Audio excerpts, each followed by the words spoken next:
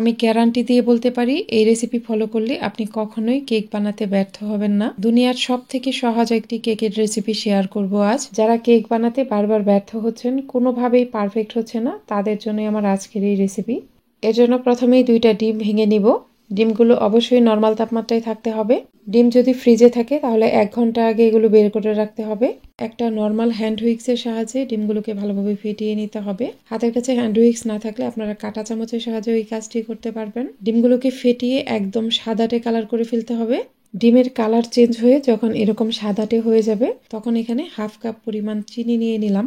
এই একই কাপ দিয়ে কিন্তু আমি এখানে সবকিছু মেপে নিব। চিনিটা একবারে দেওয়া যাবে না, অল্প অল্প করে কয়েকবারে অ্যাড করতে হবে।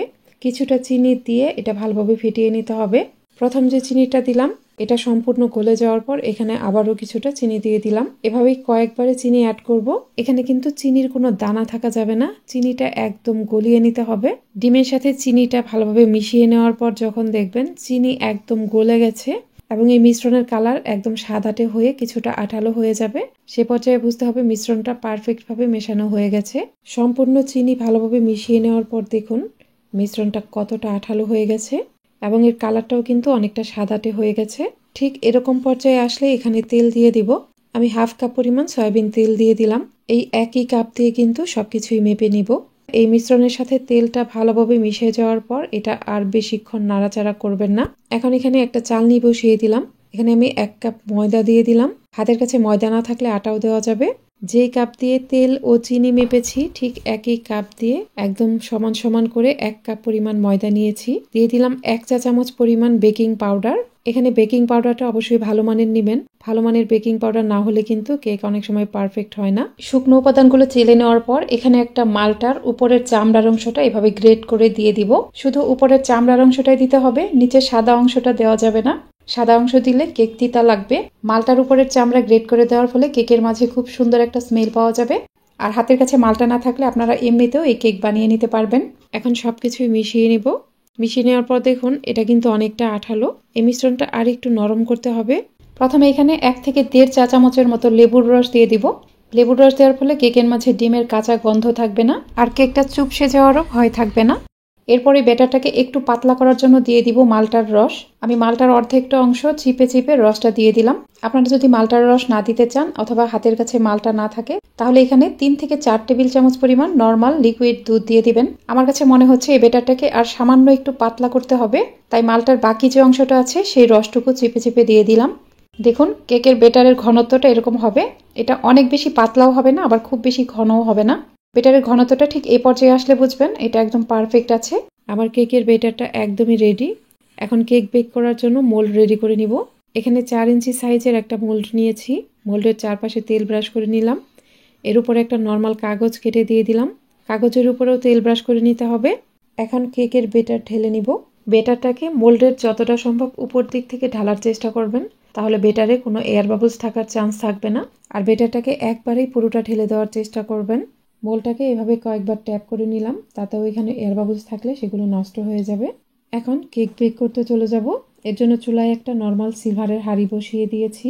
খেয়াল রাখবেন হাঁড়ির তলাটা যেন খুব বেশি পাতলা না হয়, হাঁড়ির তলাটা একটু ভারী হতে হবে। এই হাঁড়িটাকে ঢাকনা দিয়ে ঢেকে চুলার মিডিয়াম আঁচে 5 থেকে 6 মিনিট গরম করে নিয়েছি। হাঁড়িটা কিন্তু অবশ্যই প্রথমে গরম করে নিতে হবে। হাঁড়ির ঢাকনা খুলে এখানে একটা স্ট্যান্ড বসিয়ে দিলাম। স্ট্যান্ডের উপরে কেকের মোল্ড বসিয়ে হাঁড়ি ঢেকে দিলাম। হাতের কাছে এরকম স্ট্যান্ড না থাকলে যে কোনো স্টিলের ছোট বাটি উপর করে বসিয়ে দিতে পারেন। এখানে কেকের উপরে সুন্দর কালার আনতে চাইলে অবশ্যই সিলভারের ঢাকনা দিতে হবে। কাঁচের ঢাকনা নিলেও কেক হবে, তবে কেকের উপরে সুন্দর কালার আসবে না। তাই অবশ্যই হাঁড়িটাকে সিলভারের ঢাকনা দিয়ে ঢেকে দিবেন। চুলার অনেকটা মিডিয়াম আছেই হাঁড়িটাকে প্রায় 1 ঘন্টার মতো ঢেকে রাখবো। আমি চুলার আঁচটা আপনাদের দেখিয়ে দিচ্ছি। দেখুন চুলার আঁচ অনেক বেশিও থাকবে না আবার খুব কমও থাকবে না, চুলার আঁচটা ঠিক এরকম রাখতে হবে। আর হাঁড়িটা ঢেকে দেওয়ার পর কিন্তু বারবার ঢাকনা খোলা যাবে না। কোনোভাবেই ঢাকনা একবারও খুলবেন না। বারবার ঢাকনা খুললে কিন্তু কেকের উপরে সুন্দর কালার আসবে না। কেক পুরোপুরি হয়ে যাওয়ার পর এখান থেকে খুব সুন্দর একটা সুঘ্রাণ পাওয়া যাবে। কেকের সুঘ্রাণেই আপনি বুঝে যাবেন যে কেক হয়ে গেছে।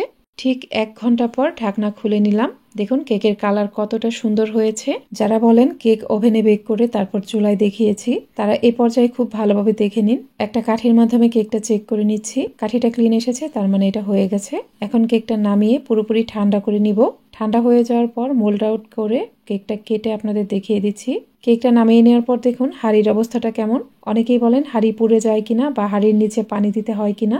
দেখুন এখানে পানি দেওয়ার দরকার নেই, হাঁড়িটা পুড়েও যায়নি বা হাঁড়ির নিচে কোনো কালো দাগ নেই। আপনারা আমার পুরো রেসিপি ফলো করে কেকটা একবার বেক করে দেখতে পারেন। আমার আজকের এই রেসিপিটি আপনাদের কাছে ভালো লাগলে অবশ্যই আমার ইউটিউব চ্যানেলটিকে সাবস্ক্রাইব করে পাশে থাকা অল লিখা বাটনটাতে ক্লিক করে দিবেন। আর ভিডিওটি যারা ফেসবুক থেকে দেখছেন তারা অবশ্যই আমার ফেসবুক পেজটিকে লাইক ও ফলো দিয়ে রাখবেন। কেকটা পুরোপুরি ঠান্ডা হয়ে যাওয়ার পর আপনাদের কেটে দেখিয়ে দিচ্ছি। আপনারা দেখেই নিশ্চয়ই বুঝতে পারছেন কেকটা কতটা পারফেক্ট হয়েছে। এই কেকটা খেতে যে কি মজার আমি আপনাদের বলে বোঝাতে পারবো না। কেকটা যেমন নরম তুলতুলে হয় তেমনি খেতেও খুবই মজার হয়। আমার পুরো ভিডিও ফলো করে বাসায় একবার ট্রাই করে দেখতে পারেন।